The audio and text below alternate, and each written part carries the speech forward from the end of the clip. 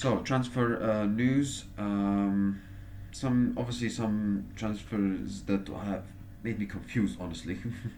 um, but let's start. Obviously, Arsenal confirmed the new signing Norgard, as it was already decided before it was gonna happen. It happened, and he signed officially. Um, like I said before, it's a decent signing for Arsenal. He's a decent midfielder, but it's not really what they need, So yeah, Newcastle are going to sign. They should sign Anthony Alanga, and he's said to become Newcastle's second most expensive signing in their history, around 55 million. I mean, Newcastle, by the way, I mean they qualified Champions League and won the Carabao Cup, but in this transfer window, they've not. It seems like they've tried. They've had a couple of players where they wanted to sign and they got rejected. Like, is this the project of Saudi Newcastle falling apart?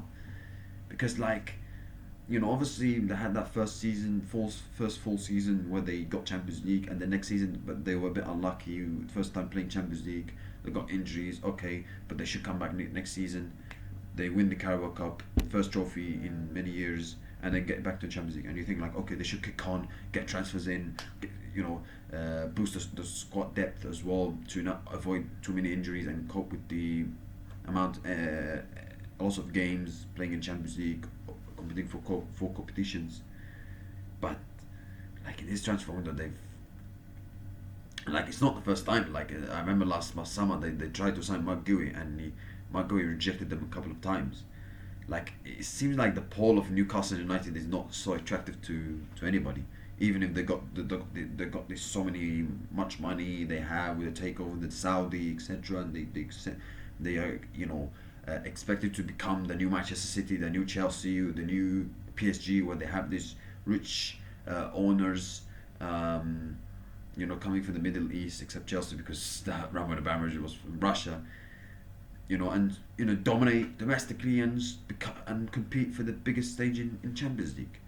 But like this summer, they've not had a spectacular transfer window. They've had a couple of players that rejected against Newcastle, so yeah, it's not been looking so good for Newcastle. And this signing from Anthony Alanga, he's not a bad player. He did well for Nottingham Forest. 24-25 season, the Forest season they had was fantastic. But I'm not. Is he really gonna take them to the next level? I'm not so sure. Um, Carlo Ancelotti, the new Brazilian national team coach, obviously, he's been sentenced to 1 year in jail for tax fraud. He was accused of concealing income related to his image rights in 2014. I mean, they're sentencing him 1 year in jail for tax fraud because of what happened 11 years ago. I mean, I don't understand, honestly. I don't know in these kind of things because I have people that like some people like I don't know, Mourinho, Messi, Neymar, Suarez, Ronaldo. They have always been involved in this kind of tax fraud situation. Whenever you play for Spain, whenever you manage in Spain, you always involve in these kind of things. Um, so from hearing for what people say, it's not a surprise. It's not the first time to happen for someone who's so popular in football, and he should manage in the World Cup 2026. He should manage, but like I don't understand this so much. Listen, I'm not. I don't like. I don't know so much about these tax things in Spain, etc. So I'll just move on. But from what, because when I heard this news, I thought like, does that mean he's not going to manage the World Cup 26 for Brazil? But most of the people say no, he's still going to manage. So yeah. Anyway, let's move on. Luka Modric, who obviously played his final game for Real Madrid, coming off the bench against PSG World Cup semi-final, is going to join AC Milan as free agent. And like I said before, I think it's a decent signing for AC Milan. Yes, he's getting more older, but obviously for what AC Milan situation they're in right now, signing someone who's so experienced like Luka Modric can help them in short term. So I think it's a decent signing for AC Milan in short term for Luka Modric. Tottenham have been making some moves as well. Obviously sacking Ange Postecoglou and bringing on Thomas Frank. They signed in Mohamed Kudus from West Ham, and then most likely they're going to sign Morgan Gibbs-White from Nottingham Forest.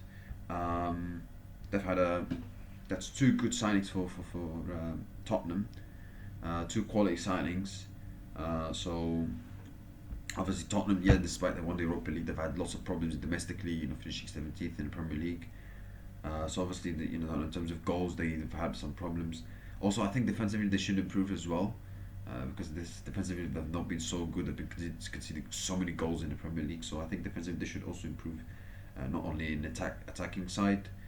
But that's two quality players for Tottenham, Kudus and Gibbs-White. So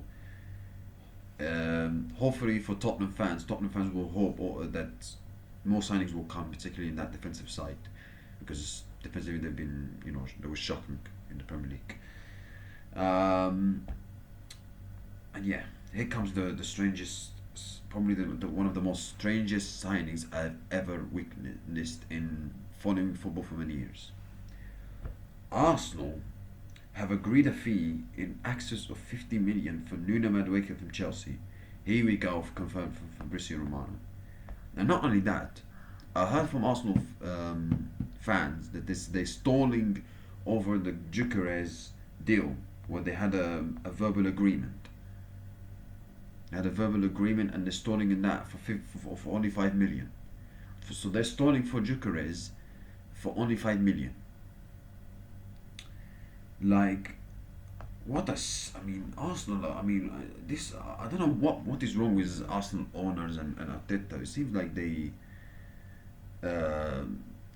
strange. This is so strange. The decisions they're making is so strange. Like signing Madueke. Like Chelsea must be laughing their asses. Honestly, Chelsea fans and Chelsea owners must be laughing their asses. 50 million for Nuno Madueke.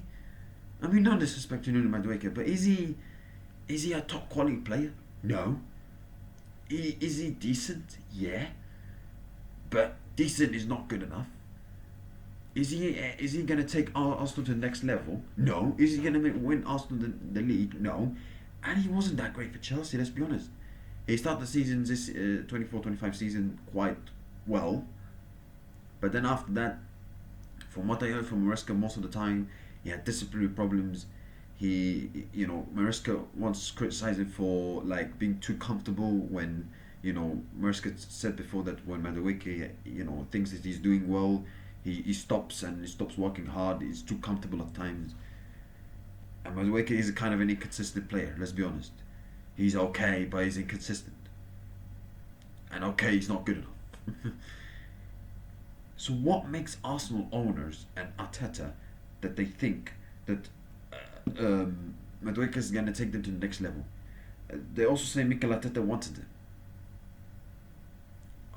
Mikel, I'm sorry, but you're choosing to spend 50 million for Nuno Madueke instead of getting the deal done straight away for Gyökeres.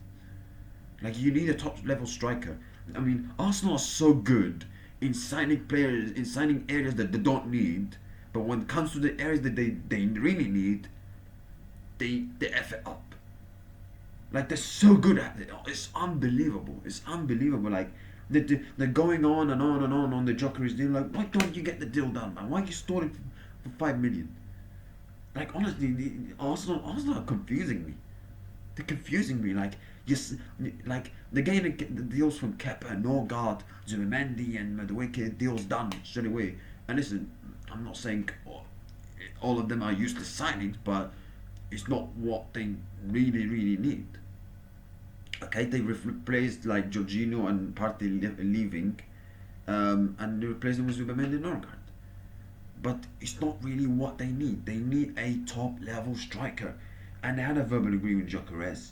And you think, finally they're getting a top level striker, but they're stalling him for 5 million, and instead they're spending 50 million for Nuno Madueke. Look, what the hell? Like, honestly, this is the team that we expect them to win the league against Manchester City and Liverpool? Really? Like, honestly, like, the Arsenal are so good in getting the deals done for players that they don't really need, but when it comes to the deals that they really, really need, they're like, let's wait a bit. It's still for 5 million. Just wait. Like what? By the way, Rodrigo has been playing, not been playing for hasn't played at all for Real Madrid in this Club World Cup campaign, and he looks like he wants to leave, and looks like he should leave as well. So this is the perfect opportunity for Arsenal to, and there've been links from him going to Arsenal. So Arsenal should spend that money for Nuno Madueke, sorry, for Rodrigo and Gyökeres. And why are they wasting their time? Spending 50 million, that's a waste of money. 50 million Nuno Madueke. Bloody hell, like, why are Chelsea so obsessed with signing players for, sorry, why Arsenal are so obsessed signing players for Chelsea? Happened many times, and they've signed players who are like, let's say they ended their career, or they're not really that top level players. Peter Cech was coming to the end of his career. Same with Giroud. Same with David Luiz. Same with Willian. Um, uh, Kai Havertz is a good player, but he's not a top level player. He's not world class. What else? How many players? Like it's, it's crazy. Sterling as well, coming to the end of his career. Uh, he's 28, 27, but let's be honest, his peak is finished. Jorginho, the same thing. Like, why are they so obsessed with signing players for Chelsea? Why is there a bromance relationship with Arsenal and Chelsea? Is a lovely relationship? Do they go to dinner with each other or what? Or I don't understand. I don't understand. Do they sleep to each other in their beds or honestly, I don't understand. Why are Arsenal so obsessed signing players for Chelsea? Kepa, bloody hell, I forgot him. Like, why are they so obsessed? Why? Why don't you sign the players you need? Like, honestly, Arsenal they don't waste time in signing players from Chelsea, but they waste time in areas that they really need. Honestly, unbelievable. Arsenal Football Club. Honestly, they're so strange. They're so Arsenal. Uh, honestly, it's very very strange. Very very strange. Honestly, um, I don't know what to say. Honestly, what a strange signing. What a I've seen Arsenal, a lot of Arsenal fans' reactions, and they're so upset, they're so angry about it, and rightly so. Why do you sign a player for you don't need? You don't need, and 50 million for Nuno Madueke, 50 million, bloody hell, bloody but I might as well, I might as well play football now and play for Chelsea now and come from the academy and then have an average season and then some other top London club sign me for 50 million because bloody hell, if if Arsenal if Arsenal can sign Nuno Madueke for 50 million, then they could also sign me for 50 million. Anybody also could sign 50 million for anybody. Bloody hell, even though they're rubbish. Bloody hell, man. Like, what is this? Honestly. But yeah, let's move on to Formula One.